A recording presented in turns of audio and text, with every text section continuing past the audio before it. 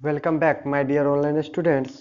मैं Amit sir class 12th physics chapter number 11 हम लोग पढ़ रहे थे विकिरण एवं द्रव्य की द्वैत प्रकृति। और इस चैप्टर का ये लेक्चर नंबर 5 है। इसमें हम लोग पढ़ेंगे प्रकाश का क्वांटम मॉडल। क्वांटम या फोटोन हम कहते हैं एक ही बात। और इसी क्वांटम मॉडल के अनुसार या इसके आधार पर प्रकाश विद्युत प्रभाव की आइंस्टीन साहब व्याख्या किए थे। इसलिए सबसे पहले हम लोग पढ़ेंगे क्वांटम सिद्धांत, मैक्स प्लैंक का क्वांटम सिद्धांत। तो 1905 में वैज्ञानिक आइंस्टीन ने जर्मनी के वैज्ञानिक मैक्स प्लैंक द्वारा प्रतिपादित क्वांटम सिद्धांत के आधार पर प्रकाश विद्युत प्रभाव की सफल व्याख्या किया था। तो अब हमें समझना है मैक्स प्लैंक का क्वांटम सिद्धांत। तो प्लैंक के क्वांटम सिद्धांत क्या था? सिद्धांत के अनुसार सबसे पहला पॉइंट था कि एक वस्तु द्वारा उत्सर्जित या अवशोषित विकिरण ऊर्जा सतत न होकर असतत रूप से छोटे छोटे ऊर्जा के बंडलों के रूप में होती है। और इन ऊर्जा बंडलों को हम लोग क्वांटम कहते हैं। मैक्स प्लैंक ने कहा कि कोई भी वस्तु है, अगर वह ऊर्जा को, विकिरण ऊर्जा को या तो वह उत्सर्जित करती है या अवशोषित करती है, तो वह सतत नहीं होता है, बल्कि वह असतत होता है। और असतत रूप से वह जो ऊर्जा का बंडल होता है वह छोटे छोटे पैकेट के रूप में होता है, बंडल के रूप में होता है। और इसी बंडल को, प्रत्येक ये जो बंडल दिख रहा है, इसे ही हम लोग क्या कहते हैं? क्वांटम कहते हैं। अगर वही विकिरण, अगर हमारा प्रकाश है, तो प्रकाश के संबंध में इस छोटे बंडलों को हम लोग फोटोन कहते हैं, फोटोन कहते हैं। लेकिन सामान्य अवस्था में ऊर्जा के छोटे छोटे बंडलों को क्वांटम कहा जाता है। तो आपसे अगर हम पूछें कि बताओ ये फोटोन क्या है, तो आप हमें बताओगे कि सर मैक्स प्लैंक ने बताया था कि प्रकाश जो होता है वह ऊर्जा के छोटे छोटे बंडलों के रूप में चलता है, और उन्हीं छोटे छोटे बंडलों को हम लोग फोटोन कहते हैं। तो फोटोन क्या हुआ कि प्रकाश ऊर्जा के छोटे छोटे बंडलों के रूप में चलता है। यानी हम मान लीजिए हम लोग तक जो प्रकाश आता है वह सतत नहीं आके वह ऊर्जा के छोटे छोटे बंडलों के रूप में आता है। इन प्रत्येक ये जो छोटे छोटे बंडल है, छोटे छोटे पैकेट है, इसे ही हम क्या कहेंगे? फोटोन कहेंगे। तो प्रकाश ऊर्जा के छोटे छोटे बंडलों के रूप में चलता है, जिसे क्या कहा जाता है? फोटोन कहा जाता है। सामान्य अवस्था में इसी फोटोन को हम क्या कहेंगे? क्वांटम कहेंगे या क्वांटा कहा जाता है, ध्यान रखेंगे। तो ये दो पॉइंट। इस तरह से हम फोटोन का परिभाषा भी यहाँ से दे सकते हैं। पूछता है कि फोटोन क्या है, तो आप बताओगे कि फोटोन जो है ऊर्जा ऊर्जा का बंडल है। यानी प्रकाश जो है हम लोग तक छोटे छोटे ऊर्जा के बंडलों के रूप में आता है, और उन्हीं ऊर्जा बंडलों को हम लोग, ऊर्जा पैकेट को हम लोग फोटोन कहते हैं। अब तीसरा बात मैक्स प्लैंक साहब ने कहा, जो ज्यादा इंपॉर्टेंट है, कि प्रत्येक क्वांटम या फोटोन की ऊर्जा विकिरण की आवृत्ति के समानुपाती होता है। तो अगर हम मान लें प्रत्येक क्वांटम बोले चाहे फोटोन बोले, फोटोन की ऊर्जा अगर हम ई मानते हैं, तो यह ई समानुपाती होगा उस विकिरण ऊर्जा की आवृत्ति के न्यू के। अब बताइए, ई समानुपाती न्यू, आप जानते हैं कि समानुपाती चिन्ह को हटाएंगे, एक बराबर का चिन्ह देंगे और एक कांस्टेंट देंगे। तो यहां से हम लिख सकते हैं, नीचे दिख रहा होगा, ई एक बराबर का चिन्ह और एक कांस्टेंट एच देते हैं, तो एच न्यू हो गया। जहां एच क्या हो जाएगा? जहां एच हो जाएगा एक समानुपातिक स्थिरांक या नियतांक, जिसे हम लोग एक नया नाम देते हैं प्लांक स्थिरांक। प्लांक स्थिरांक कह दीजिए, चाहे प्लांक नियतांक कह दीजिए, प्लांक नियतांक। अब एक बात आप लोग जानते होंगे कि आवृत्ति बराबर क्या होता है। अगर हम यहाँ लिखें, इधर हम लोग पहले या क्लास 11th में भी पढ़ चुके हैं कि आवृत्ति को हम क्या लिख सकते हैं? न्यू बराबर सी बाय लेमडा। आप जानते हैं जी सी क्या है? या प्रकाश, प्रकाश का चाल कहो या चाहे प्रकाश का वेग है, ये लैम्डा क्या है, तो तरंग दैर्घ्य है, तरंग दैर्घ्य। अब ये बताइए कि न्यू के स्थान पे हम c बाय लैम्डा लिख सकते हैं, तो फोटोन की ऊर्जा बराबर क्या हो जाएगा, एच न्यू था, तो न्यू की जगह पर हम c बाय लैम्डा लिखेंगे तो क्या हो जाएगा, एच सी बाय लैम्डा। तो इस तरह से हम यहाँ पर लिख सकते हैं कि अतः फोटोन की ऊर्जा बराबर, फोटोन की ऊर्जा E बराबर एच न्यू या एच सी बाय लैम्डा। ये बहुत इंपॉर्टेंट फार्मूला है, कई बार क्वेश्चन एग्जाम में आया है कि फोटोन की ऊर्जा बराबर क्या, एच न्यू या एच सी बाय लैम्डा, जहाँ एच क्या है प्लांक नियतांक, न्यू क्या है आवृत्ति, सी क्या है प्रकाश का वेग, लैम्डा क्या है तरंगदैर्घ्य। अब हम यहाँ पर बात करते हैं, एक बात और करते हैं, नोट कर लिए होंगे, इसे मिटा देते हैं।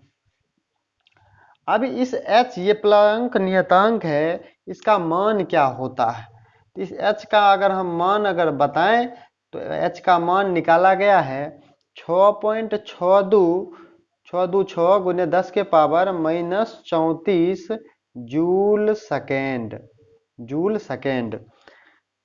इसका ये मान हो गया। आप अर्ग में चेंज कर सकते हो या किलो जूल में चेंज कर सकते हो, उसके अनुसार यहाँ पर 10 के घात में चेंज हो जाएगा। अगर हम इसका मात्रक h का मात्रक तो देख ही लिए, जूल सेकेंड हो गया, कैसे हुआ तो उसको भी आप देख सकते हैं कि E बराबर होता है एच न्यू, h बराबर हम क्या लिखेंगे E बट्टा न्यू, E ऊर्जा है तो इसका हो जाएगा जूल, न्यू है आवृत्ति, आवृत्ति का होता है हर्ट्ज, हर्ट्ज का मतलब 1/1/सेकेंड, इसका हो जाता है 1/सेकेंड, तो ऊपर चल जाएगा तो हो जाएगा जूल सेकेंड। तो ये इसका मान हो गया, मात्रक हो गया। अब हम बात करते हैं h की बीमा यानी प्लांक नियतांक या स्थिरांक की बीमा क्या है भाई, बीमा बताइए जरा। बहुत आसान है, मात्रक से भी आप निकाल सकते हो और नहीं तो जनरल निकाल सकते हैं। अब देखिए हम कई बार आपको बताए हैं कि जब भी ऊर्जा रहे तो ऊर्जा का बीमा क्या हो जाता है mL2T-2।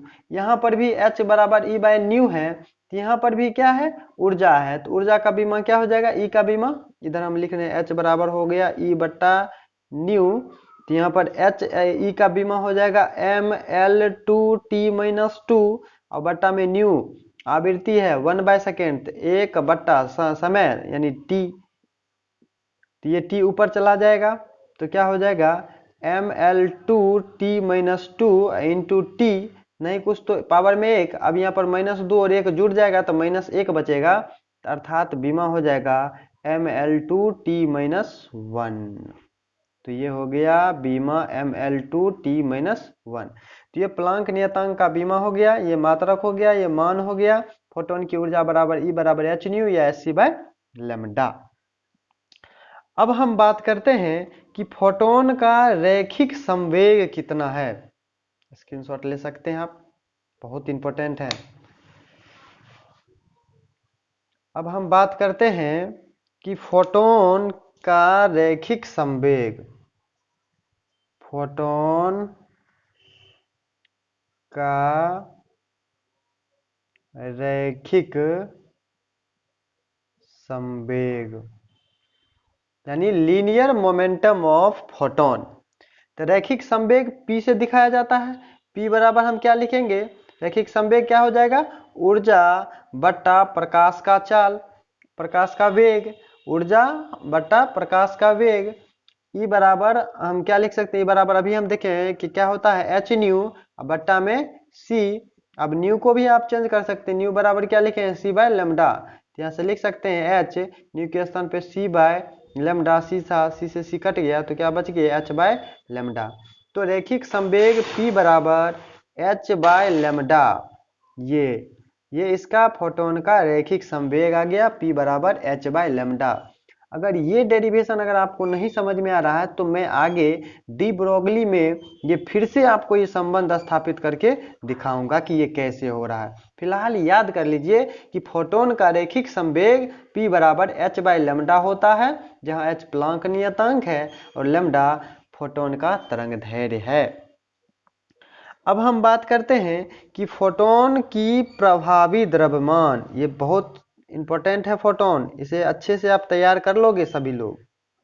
फोटोन का प्रभावी द्रव्यमान का बात करें, यानी effective mass of photon. Effective mass of photon, अब हम लोग जानते हैं आइंस्टीन साहब दिए थे E बराबर mc², तो m बराबर हम यहाँ से क्या लिख सकते हैं, E/c²।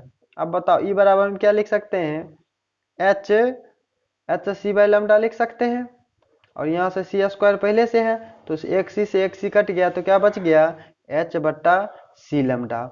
अब एक बात आप देखो कि यहाँ पर h नियतांक है, c भी नियतांक है। h का मान कितना, 6.6 × 10⁻⁻34 जूल सेकेंड, और c का मान आप लोग जानते हैं प्रकाश का चाल 3 × 10⁸ मीटर पर सेकेंड। तो ये पूरा का पूरा प्रभावी द्रव्यमान जो है वह निर्भर किया किस पे, इन्वर्सली प्रोपोर्शनल हो गया लैम्ब्डा के तरंग दैर्ध्य के। यानी जिस रंग का तरंग दैर्ध्य जितना ज्यादा होगा उसका द्रव्यमान, उस फोटोन का द्रव्यमान उतना ही कम होगा। अगर मैं यहाँ से अगर आपसे क्वेश्चन पूछूं कि बताइए कि जैसे दो ले लेते हैं, एक ले लीजिए बैगनी प्रकाश और एक लाल प्रकाश, और बताइए कि बैगनी प्रकाश और लाल प्रकाश में किसके फोटोन का द्रव्यमान अधिक होगा। तो हमारा उत्तर होगा कि बैगनी प्रकाश के फोटोन का द्रव्यमान लाल प्रकाश के फोटोन के द्रव्यमान से अधिक होगा, क्योंकि लाल रंग का तरंग दैर्ध्य अधिक, तो इसका प्रभावी द्रव्यमान कम होगा। अब हम बात करें, एक पॉइंट और ध्यान रखेंगे कि विरामावस्था में फोटोन का द्रव्यमान शून्य होता है। ये भी पॉइंट लिख लेंगे हम लोग कि विरामावस्था में फोटोन का द्रव्यमान शून्य होता है। ये इंपॉर्टेंट भी है, ध्यान रखेंगे कि rest mass of photon is शून्य, 0। और अब अगर हम बात करें आगे, तो फोटोन के ही बारे में अगर हम बात करें और आगे, तो हम एक बात और ध्यान रखेंगे कि फोटोन जो होता है वह विद्युतः उदासीन होते हैं। फोटोन लिख लीजिए, हम बोल देते हैं फोटोन विद्युतः उदासीन होते हैं। इसका मतलब यह हो गया कि विद्युत और चुंबकीय क्षेत्र के द्वारा यह विक्षेपित नहीं होगा। अगला प्रॉपर्टी एक और हम लिख सकते हैं कि फोटोन कण संघट, जैसे मान लीजिए कि फोटोन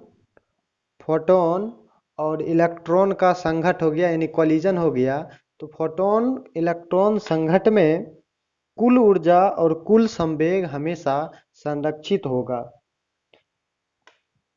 लेकिन एक बात और ध्यान रखेंगे कि किसी संघट में फोटोन की संख्या संरक्षित नहीं रहता। फोटोन अवशोषित हो सकता है, नया फोटोन उत्सर्जित हो सकता है, लेकिन फोटोन इलेक्ट्रॉन का कुल ऊर्जा और कुल संवेग संरक्षित होता है। तो ये सारी बातें हम लोग फोटोन के बारे में पढ़ें। और इम्पोर्टेंट बात अगर सारांश के रूप में अगर हम बता दें, तो हम बता देते हैं कि फोटोन का ऊर्जा इम्पोर्टेंट है, E बराबर h/nu या hc/λ। और यहाँ h का बीमा, और h का जो है बीमा आप लोग को बताए हैं प्लैंक नियतांक mL/T-1, ये ध्यान में होनी चाहिए। और फोटोन का जो है संवेग P बराबर बता दिए आपको h/c या h/λ, ये उसका संवेग हो गया। अगर पूछे कि फोटोन किस वेग से चलता है, ये बात अगर पूछे कि फोटोन का वेग क्या है, तो वह c से चलता है। c यानी प्रकाश के चाल, यानी फोटोन का जो चाल होता है वह प्रकाश के चाल के बराबर होता है। और आगे प्रॉपर्टी में लिख सकते हैं कि फोटोन विद्युतः उदासीन होते हैं, जो बताए थे, और फोटोन इलेक्ट्रॉन में कुल ऊर्जा और कुल संवेग संरक्षित होता है। एक बात और कि अगर मान लीजिए कि संचरण क्षमता, कोई किरण पुंज का संचरण क्षमता P है और उसकी फोटोन की ऊर्जा अगर E है, तो उसमें अगर पूछे कि प्रति सेकेंड उत्सर्जित फोटोन की संख्या कितनी होगी, तो एक फार्मूला और याद रखेंगे, प्रति सेकेंड उत्सर्जित फोटोन की संख्या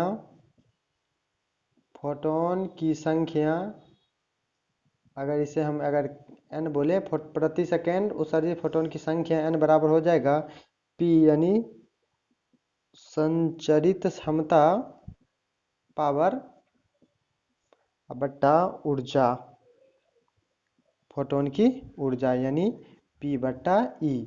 यहाँ से हम ये भी कह सकते हैं p बराबर ne। तो ये पूरा फोटोन के बारे में हुआ। इस पे आप लोग क्वेश्चन कर सकते हैं और बना भी सकते हैं।